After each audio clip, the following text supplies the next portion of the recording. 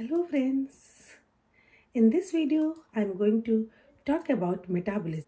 In our daily life, we always hear people say, I don't eat too much, but I'm fat because my metabolism is slow. There are some people who eats a lot, but they are skinny. Some people are more energetic than other. Why? Is this because of metabolism?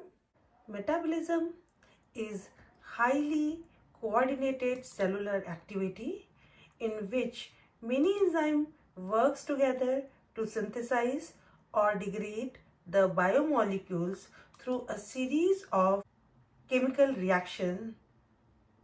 The intermediate products formed during these reactions are known as metabolites.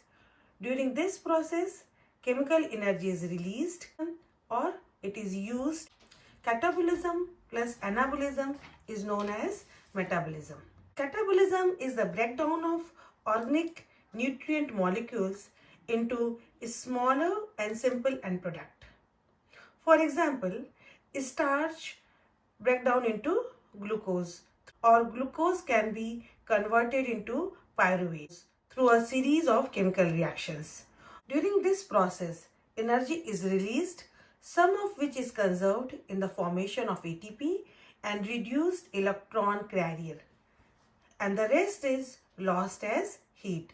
Reduced electron carriers are NADH, NADPH, and FADH2. They pick up the electron and through the electron transport chain synthesize ATP molecule. This we will discuss in detail in separate video. In all the biological processes, energy is conserved in the form of ATP in mitochondria. ATP or adenosine triphosphate is the energy currency of the cell. ATP can be hydrolyzed into ADP and inorganic phosphate, and the free energy is released minus 30 kilojoule per mole. This ADP can again lose one inorganic phosphate and converted into AMP and PI. Anabolism is the synthesis of large and complex molecule from small and simple precursor molecules. The energy is required during this process, and generally the conserved energy is used. Anabolism is basically the biosynthesis of biomolecules of all kind. It means synthesis of monomer, polymer, cell's own characteristic molecule, membrane lipids, intracellular messengers, and pigments. The autotroph capture the energy from sun and make their own food with the help of atmospheric carbon dioxide and water. The process is known as photosynthesis. The simple sugar polymerized to form complex sugar and is stored in the form of starch. The light energy is converted into chemical energy. The heterotrophs are dependent on plant or other animal for their food source. When the food stuff enters in the body, the chain of chemical reactions starts in presence of enzyme. These all reactions are highly coordinated with each other. These reactions depends upon the demand of the cell. If it requires energy, catabolism will take place. If energy is sufficient, then anabolism will take place. For example, if you eat glucose and your body needs energy, it will break down and provides energy. But suppose you don't need energy, then glucose will be converted into glycogen and is stored for the future demand of energy. This is just one example. There are a number of different reactions takes place according to the requirement of the body. So the metabolic pathways convert the one form of molecule into different form of molecule by synthesis or by degradation depending upon the necessity of the body. This is the diagram showing the energy relation between catabolism and anabolism. These are the energy containing nutrients, that is carbohydrate, fat and protein, which we get it from the food source. These nutrients are catabolized, means break down into a energy depleted end product. What are these? Carbon dioxide, water and ammonia. During this process, the energy is released in the form of ATP, and this chemical energy is used by the anabolic processes. So in anabolism, the precursor molecules, amino acid, sugar, fatty acid, nitrogenous base, and they synthesize protein, polysaccharide, lipids, nucleic acid. These are the macromolecules. If we require energy, the catabolism will take place. If we don't need energy, anabolism will take place. Type of metabolic pathways. There are basically three types of metabolic pathways: linear, branched or cyclic. In linear metabolic pathway, there is single precursor, but there will be multiple end products. In case of branch metabolic pathway, there will be number of starting products. There is a single end product and multiple end products. In cyclic pathway, one is starting component which is regenerated in series of reaction, and that converts another starting component into product. Most common type of reactions of metabolic pathways. So generally, we'll see some of the common reactions takes place during the metabolic pathways. First one is oxidation reduction reaction, breakdown or synthesis of carbon-carbon bond, internal rearrangements, isomerization and elimination, group transfer reaction, free radical reaction. In case of oxidation reduction reaction, the reactions are generally reversible. In one direction, the component is oxidized. In another direction, it will be reduced. Most of the oxidation reaction is characterized by dehydrogenases, oxidases and oxygenases. When the oxidation reaction takes place, the reaction is catalyzed by oxidases. And if the molecular oxygen is directly involved in oxidation, then the enzyme is known as oxygenases. I will give you one example for the dehydrogenases. Oxidation, reduction, reaction. This is lactate, and in enzyme lactate dehydrogenase.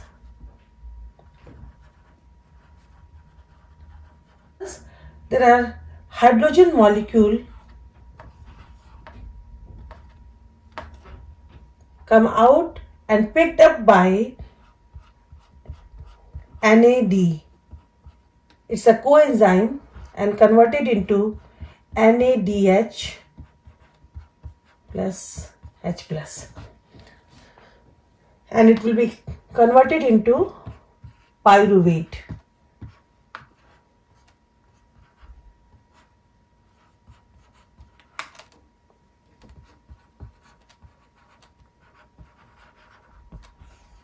This is NAD is converted into NADH and H plus. This is an oxidized form of nicotinamine dinucleotide.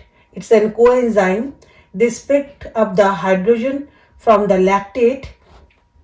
That's why the name of the enzyme is lactate dehydrogenase. NAD plus, NADP plus and FAD plus are the electron carrier and helps in oxidation. Breakdown or synthesis of carbon bond.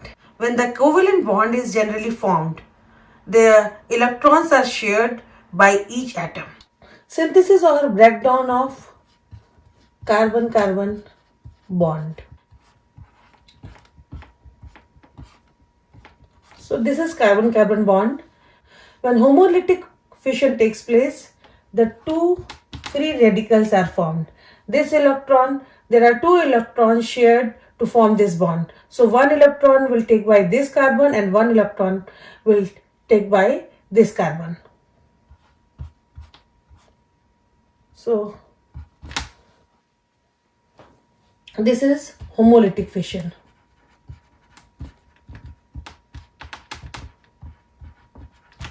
In case of heterolytic fission,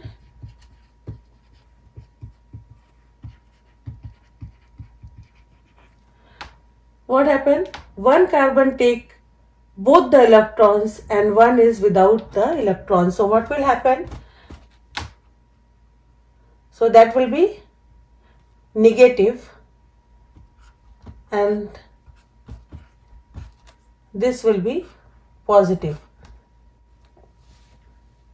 This take both the electrons, that's why it is known as carbanion, and this is carbocation.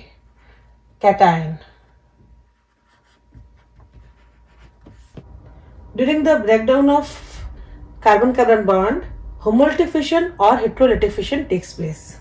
Generally, aldolase, synthetase and decarboxylase enzymes are involved in this kind of reaction. I'll give you one example. This is the structure of fructose 1,6-bisphosphate. So aldolase enzyme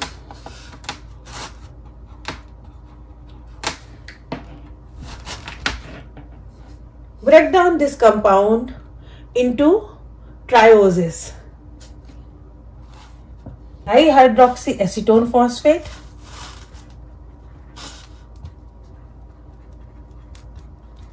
plus this is dihydroxyacetone phosphate. This is glyceraldehyde 3-phosphate. Next is internal rearrangement, isomerization and elimination. Internal rearrangement means the arrangement of bonds or groups in the same molecule.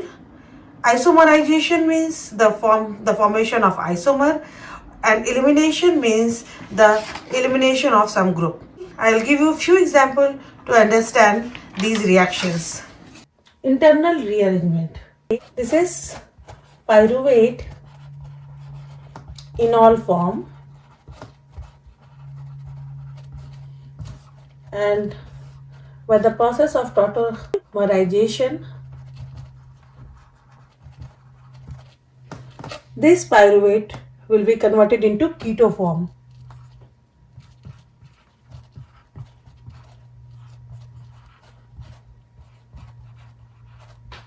So this is the internal arrangement. This bond moves here and this H comes here, and this is pyruvate keto form. So this is the example of internal rearrangement. The isomerization,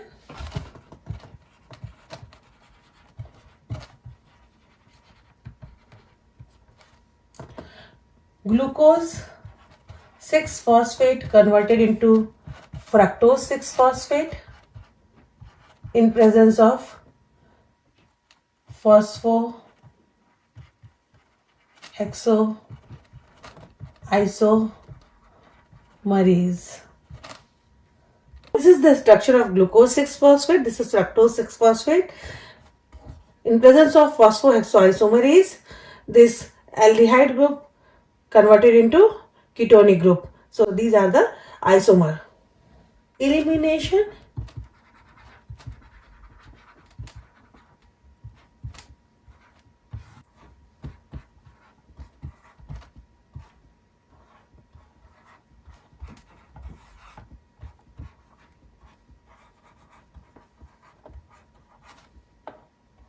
Two phosphoglyceraldehyde.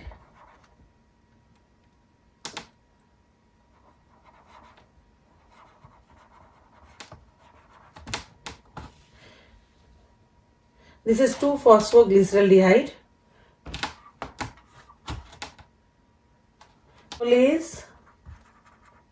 So it removes the water from this and form phosphoenol pyruvate.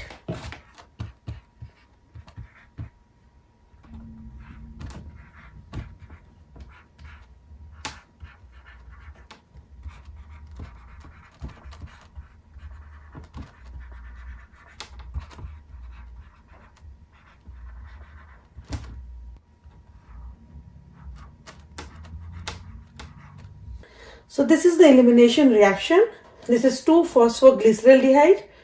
From here, the water molecule comes out and the phosphoenol pyruvate is formed. Elimination of water. That's why it is known as elimination reaction. Next is group transfer reaction. So one group is transferred from one place to other place is known as group transfer reaction. 3-phosphoglyceraldehyde is converted into 2-phosphoglyceraldehyde in presence of phosphoglycerate mutase. So